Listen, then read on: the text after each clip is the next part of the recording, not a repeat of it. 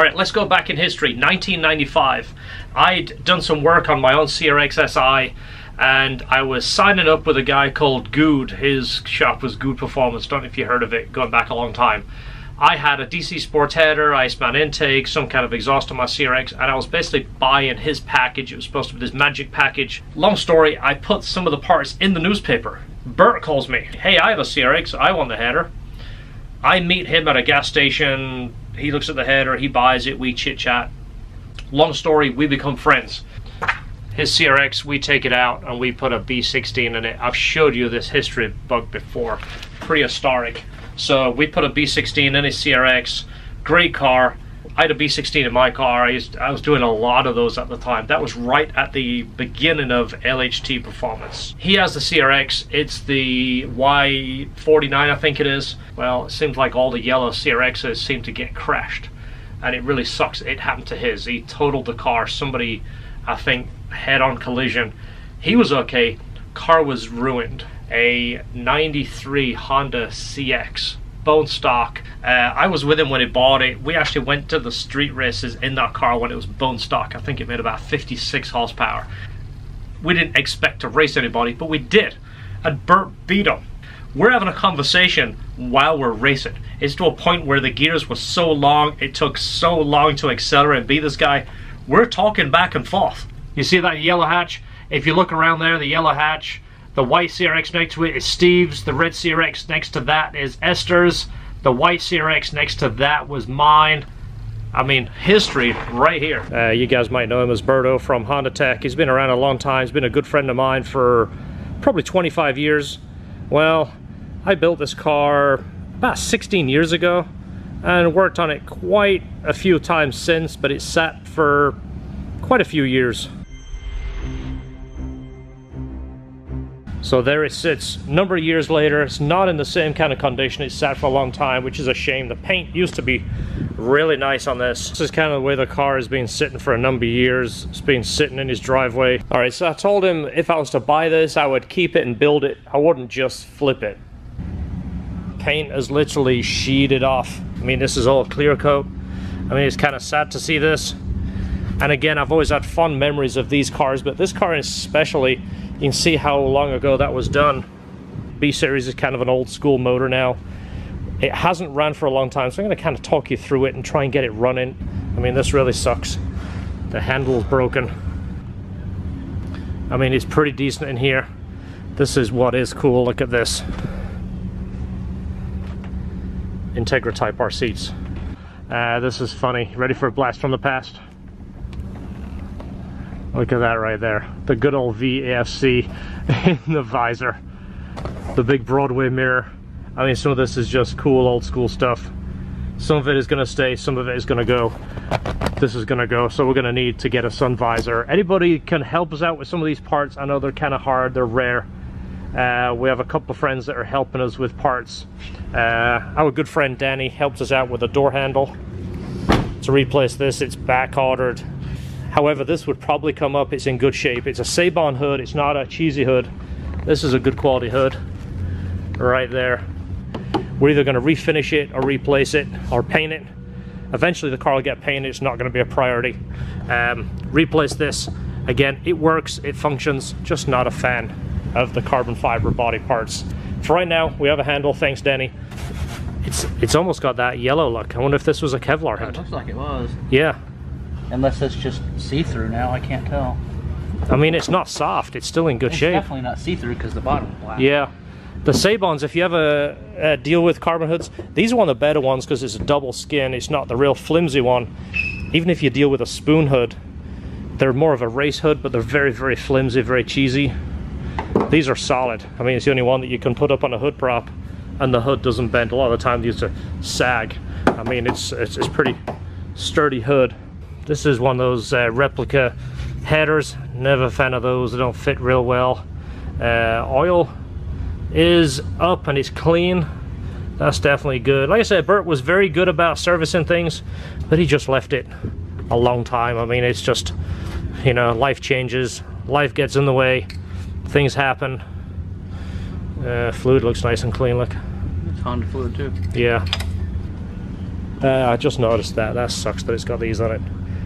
That is in, if you look. Isn't there a hole for the... I thought it was the hole. No, that's the hole for the bumper. So yeah, that's something else. Yeah, well, if we end up repainting this, it's been super lowered, so the control arms have bashed in this. So maybe if we take this motor out and kind of refresh it. Yeah, I mean you if see. we're gonna paint the car, we might as well pull the motor and. Yeah, if we do anything, maybe we'd fix the engine bit first, leave the outer to the last. I mean, even these are stiff, and I hate to pull on that because it breaks. I mean, you can't even open the door. This is the VSC that's wired in there. So I think what we're going to do is put the battery on it. We will put this ECU in it, try and start it. If this doesn't work, we have a spare ECU we can put in there. Once we know it runs, we're going to take that VFC out, because if we do any kind of tuning, we're not going to do it with a VFC. That was a piece of broken handle from the driver's side. No interior, completely gutted in the back, just the way an EG hatch should be. Again, or that's how they are. Alright, so we're going to pull the plug, kind of take a look in there. I'm going to put a little bit of WD-40 in there and let it turn over. There's a blast from the past. Look at that, RC injectors. When was the last time you saw those? What size are they? Probably 310s. More than likely, because it's still a stock ECU. Yeah, that used to be it. Put 310s in, use the AFC to pull out a little bit of fuel. Yeah, actually looks pretty good. Yeah, don't look bad, is it? No. Never like these headers. Look at that. It's all up in the business of the AC line. That's melting the fan. Nice old Flexolite too. Look at that. The fan is melting. It's like that header was designed to fit on a motor. It wasn't designed to fit in a car. AC belt looks like it might have seen better days. It's like this is the month. It's July. It's as new as they get. So brand new battery. Let's put this sucker on here. You missed it. Hook the battery up. This sucker just went up. We're both about crap towel pants. So that's how we fixed that. We're taking that sucker off. That is not going to go off again. And yeah, it's sheet metaled in there. Well, if we're going to do this engine bay, we can weld all those little holes up. Get rid of it now. Yeah, throw that thing in the bin. Actually, we should just hook it up as background music. It'd make us feel like we're at a Nopi show again. The bad thing is you can make the factory horn do this. It just doesn't go wah wah wah. So yeah, who needs all that? That was the best part though. But if your factory horn does it, it's already bolted in. What? That's not me. Didn't you say it had a horn? Yeah. That's the way to do it. Oh my god. Can we shut it off? Thing still works. Yikes. The little light lit up and everything. Did it really? Yikes. That was loud. So imagine that with the siren going as well. That would have been great. Alright, so we'll put a little bit of oil in the cylinders. Plugs are back on. Battery is on. Did you plug the ECU back in yet? No, I was just about to do that until I scared myself with that stupid horn. I touched this door, and of course that's what set the alarm off. Easily get them mistaken. Hey, hold on. Yeah. Yeah. Are you sure? Yeah, you can easily get this mistaken. All right. Look at that. You can mess them up big time. Master at work. Yeah, I feel like I'm back in 1995. Do you want to hit the key or do you want me to? Doesn't matter. You're the one that's really excited about this car. I'm trying to come and not that we're not all excited about the car, but it's more of a big history thing for you and the company. So it's kind of a big thing. And again, I'm more passionate about this than I think the new stuff. But this is what gets me excited. Yeah. And again, hopefully, if you guys like it too, don't forget, hit the subscribe, blah, blah, blah, blah, blah, hit the like. If you want to see more of it, let us know. If not, we might not see that many more videos on this. We might just keep it to ourselves. Let's hit the key. No starter signal. No starter signal? No.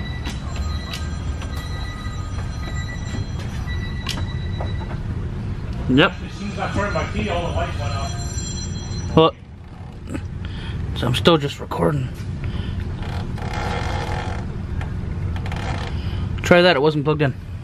That might help. Nothing still? No, there's no click or anything.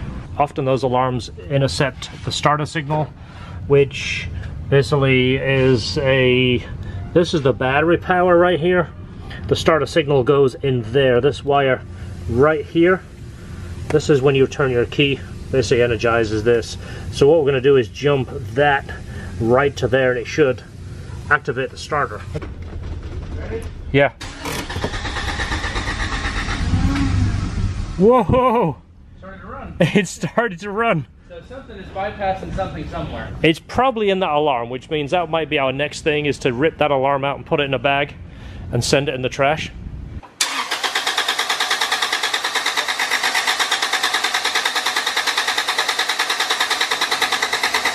Fuel pressure now. No fuel pressure. Did you shut it off? No.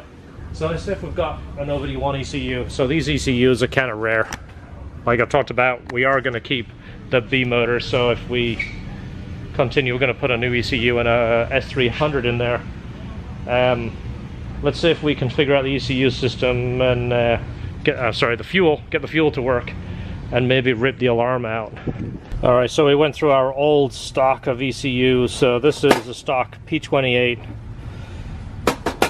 Again, we wrote that on based on what we saw in the inside, and then a chipped JDM B16. Notice how we said chipped, because who knows what that means.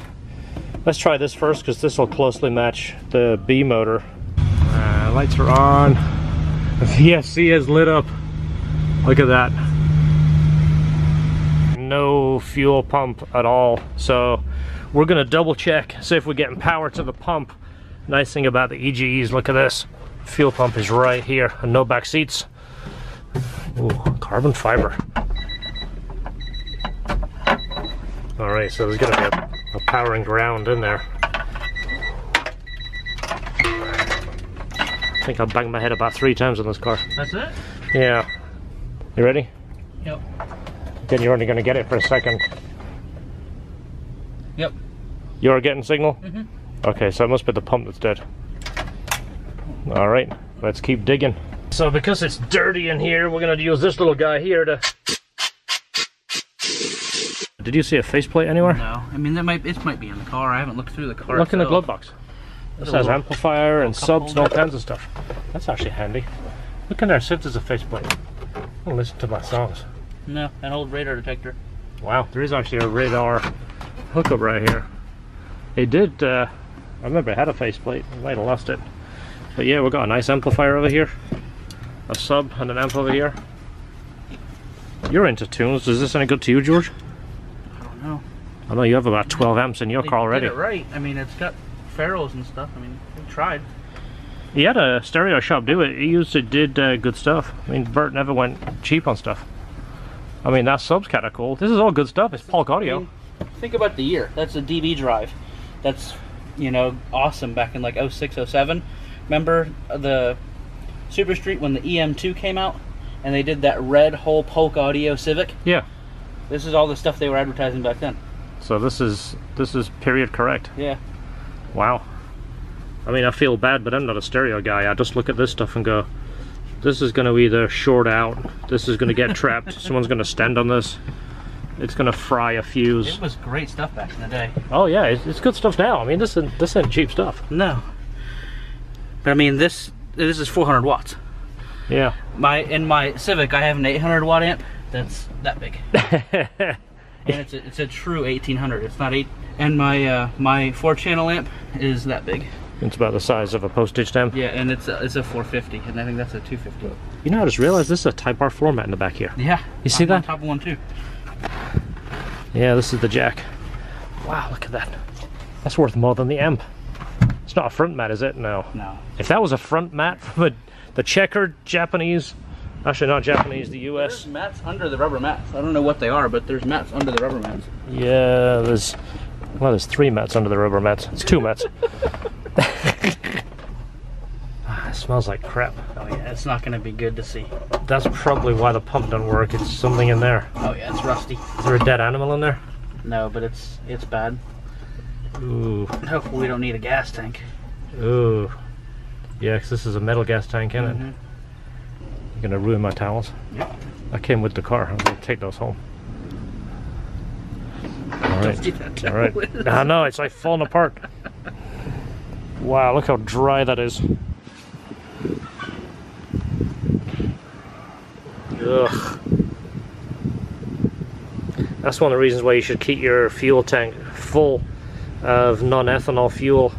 Anything that's not submerged, you can see where the, excuse you, you can see where the gas level was. This has gone dry and rusty. Ugh. It's bad. That's gross, isn't it? Yeah. There's a lot of chunks and junk in the bottom there, but you can see the bottom. Yeah. It's still a little silver. It's rusty there. It looks like garbage. We're not going to risk putting in. There's even a clip back there. Can you see that clip? Good news is we just called the parts store. We can still get the tank. We're going to have a tank here in a few days. We're not even going to try and mess with that one because it'll probably just cause problems. We'll clean all that sending unit up. Hopefully that sending unit isn't trashed. It probably is, but we'll put a new pump in it and we'll get back to this stage and see where we're at, see if we can hear the motor run. Usually all the filming I do is under really bright LEDs, so that's why we always look, or maybe just me, I just look like crap in the LED light. So anyway, Friday is a day off, and we've talked about past videos. Good friend Jerry gave me some advice. I've been doing this for 25 years. I've worked at LHT 25 years. In the beginning, I was doing 7 days a week. Then I went to 6 days a week. Then when my daughter was born, my second child, I went to 5 days a week, and I said to myself, I want to take Saturday and Sundays for my family. So my good friend Jerry said, take time for yourself, take an extra day, take one Friday a month. If you don't take one Friday a month, I'm going to call and harass you. And I thought it was such terrific words, especially when he put it into where I could really understand it. He said, you can't buy time. He's way more successful than I. And he said, all the money I've made, I own cars and boats and airplanes, and none of those can buy time. If I sell them all, I can't buy yesterday. Don't count on tomorrow. You can count on today. So I told George last Friday, we're taking a day off.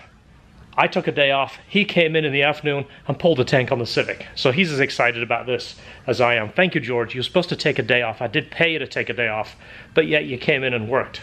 You know why? Because he's got heart. That's what it's all about. I'm gonna take the gas tank out today. So this guy here, not looking so good inside, a little rusty. It's been sitting for a while. So gas tanks are cheap enough, we're just gonna replace it.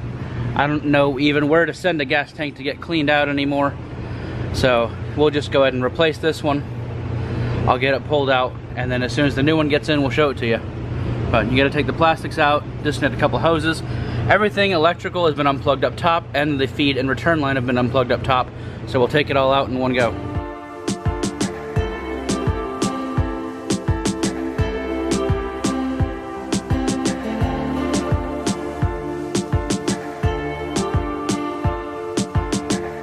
Alright, now that the tank's out, we'll have to get our hoses off of here, take our sending unit out and our level sender out, and take the little hose and the emissions guy off. And you're going to keep all this stuff and put it in the tank, because when you buy a new tank, it comes with nothing. It's just a bare tank. So get all your stuff, hope it all works, because like I said, it's a little rusty, so I'm hoping I'll pull this guy out and it'll still be in good shape. So I'll get these things pulled out and we'll show them to you.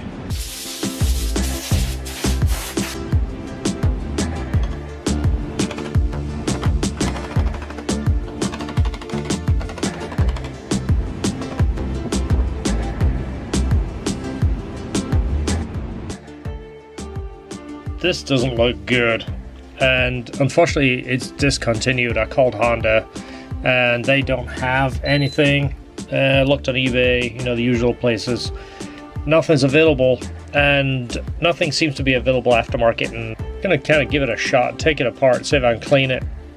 This is basically how it works. It's like a I'll show you when I take it apart here. It's almost like how a volume control works. It's like a potentiometer. As that float moves, it's basically connecting a tab on a coil.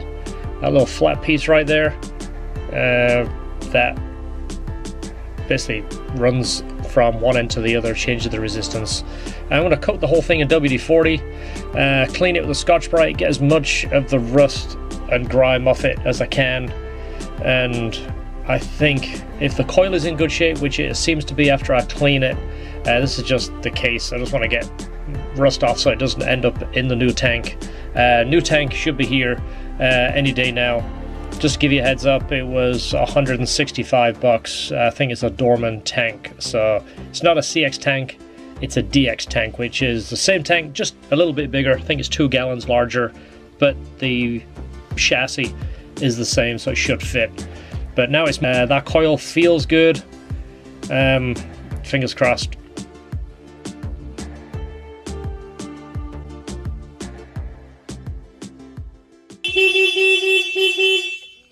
Yikes, alarm got me again. That really gets your attention. Maybe I won't take it out. Maybe I'll just figure out how it's supposed to work. So let's do disarm. Let's plug it in and see basically what we got. Alright, so this would essentially be the gas empty. Just sitting down here. Gas gauge, and it'll take a second to do anything. If it does, it should go all the way down to E. Gone all the way down to E. It's still dropping little. Tell you what we'll do. Put this to about half. It's not actually 1:03, by the way. It's actually 9:35 p.m. Saturday. So, having a little bit of fun on a Saturday with my little EG here. Seems like that is close. Let's go ahead and put it to full, which will be all the way up. Let me move that seal out of the way. So that is on its way up. So I am excited. That looks like that is a fix. And again, 20 minutes with some WD-40 and some elbow grease, and fingers crossed. Alright, so another video is going on a little bit, but I'm trying to share all the things that I'm interested in. I've had the plan for this car for a while now. I'm not going to keep teasing it, but I'll describe my plans with this car and exactly what we're going to do, what it's going to end up like, and my whole reasoning behind it. Alright, so we've got the tank back in. We're just going to put it down and put the sending unit in there, and of course put some gas in it. So I talked about the things that come off the car. If you're interested in buying any of this, we are going to sell the parts that come off it to help finance the build. We are going to change some of the things. This is a genuine Mugen axle back, and it is welded onto just some, like, one of those pipe kits. It's not rusted, but it just looks like crap. If this is something you're interested in, this obviously fits an EG. It's got a cat on there and a header, so it bolts up to it. This is going to be for sale. Of course, the amplifiers on the inside. I'm going to take those out and lay them out. At the end of each video, what I'll do is I'll put a list of the stuff we're selling and the price of it. Let us know if you want it. I'm going to try and make it reasonable. But of course, we want to sell it to finance the build. This thing's going to take quite a lot of work, so we need a little bit of money to spend money. It looks a whole lot better than the last time we saw it. Yeah. That looks like brand new. Hopefully it works this time. Yeah. Alright, I got fresh gas. You want to hit the gas door? Hopefully that's not seized up. Hopefully it works. Actually, I'll let you get it. I'll be all up and jammed in there, so. We've got the satisfying beeps. That's a good sound, right? Yeah. Alright. And we're building fuel pressure. Let's go check the gauge real quick. Let's just confirm it, but I can hear it by the pump. It's definitely straining. It means it's built to maximum fuel pressure. So I'm thinking a bunch of black yuck is going to come out of here, and we have a car right behind it, so I just took an old sun visor just to protect it, just so we don't spray a bunch of yuck on there. Force us to clean it one more time. So the ignition switch doesn't work, as we showed you earlier. That is on our to fix list. Oh, look how close it is to the dash. So we're going to do a key on, make sure it's in neutral. Always do this 37 times. So keys on, if you jump it, that'll work. Like that. That works. Alright, fingers crossed, guys. You ready? Are you try it? Yeah. Started. Don't want to stay running though. So what's next? Injector's clogged up? If you do that, I'll work the little loud pedal. Oh, if you can do it. Wow, there it is.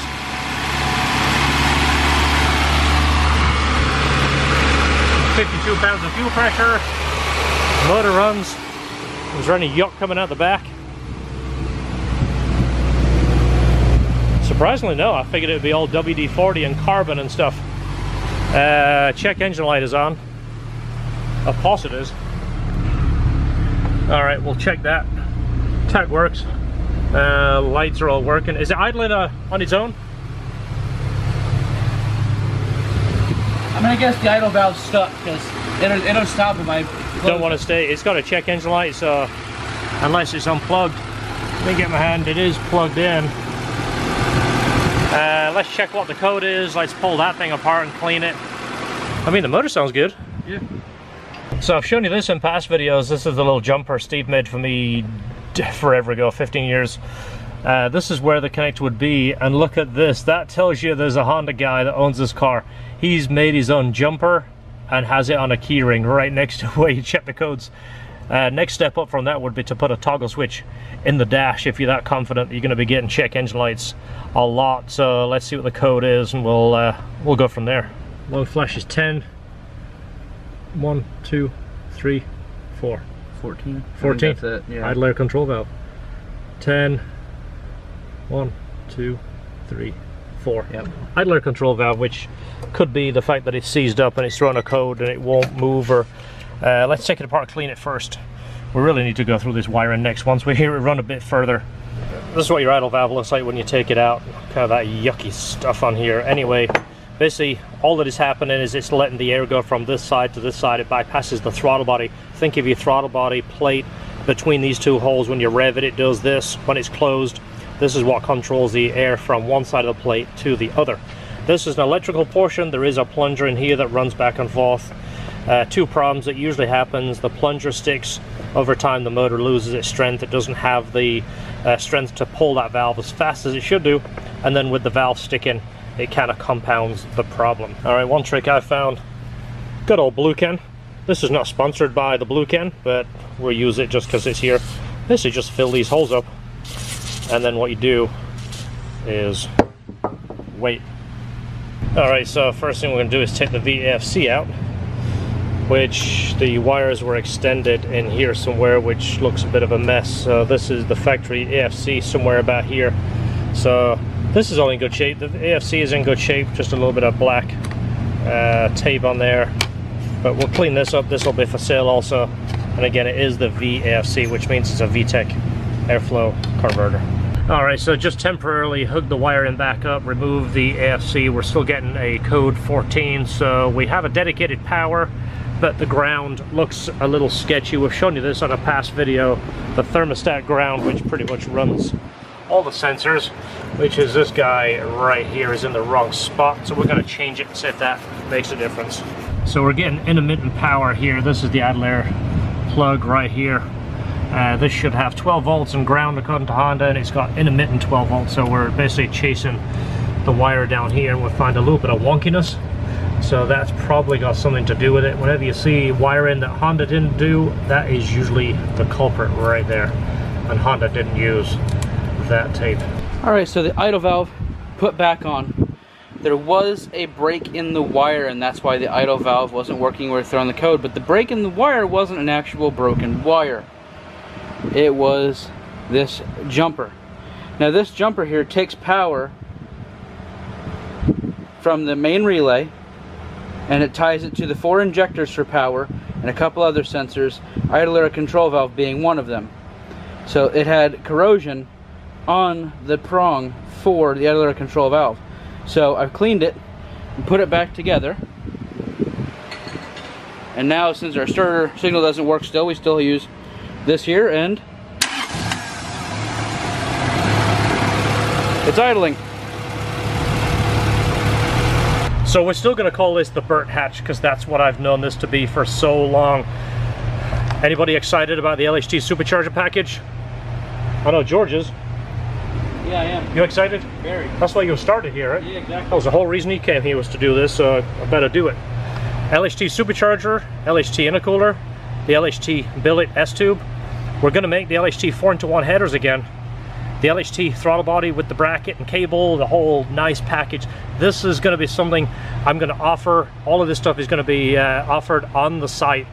Not superchargers. This is a used supercharger I have that I've been storing for a long time. I won't be able to sell you one of those. The exhaust is kind of crappy, so we're going to build a whole new exhaust, titanium, to keep the weight down. We're going to try and make it as quiet as we can, which is kind of tough on a supercharged car because they tend to be loud. I want to keep everything compliant. It is going to have a catalytic converter, and the whole emission stuff is going to work. I want to keep it up to date. Coilovers, it's got some kind of Omni coilovers. They feel like pogo sticks. I'll be taking those off, and again, anything that comes off on the next episode, we'll talk about what we're selling. Brakes feel like they're dragging. I don't think they're bad. They're just hanging up, not working properly.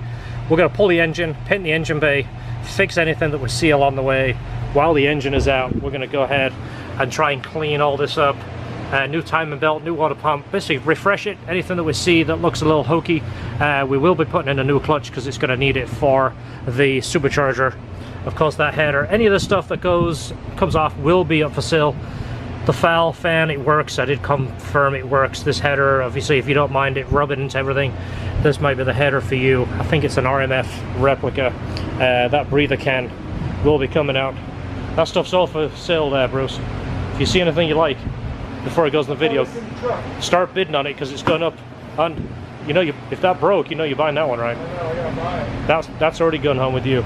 So we're going to clean this, make all this aluminum. I'm going to show you some tricks that we have to make this aluminum come nice and shiny again. Mounts all feel good, mainly suspension, brakes, and a bunch of creaking and rattling. And we're going to try and put a factory radio / stereo kind of thing. I do have a head unit upstairs somewhere. This will be coming out on a future episode, this JDM console heater control whatever. I don't think it works, but I don't care. It's not my taste. This isn't my favorite, but for right now it's staying. It just means that we'll lie and say that's miles an hour.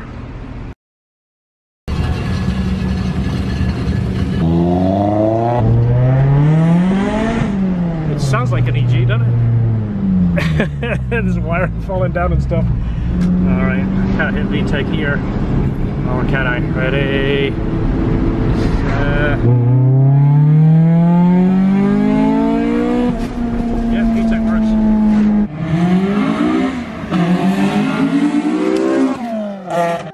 So there is more to come on this. If you like what you see, don't forget, hit the subscribe, hit the like.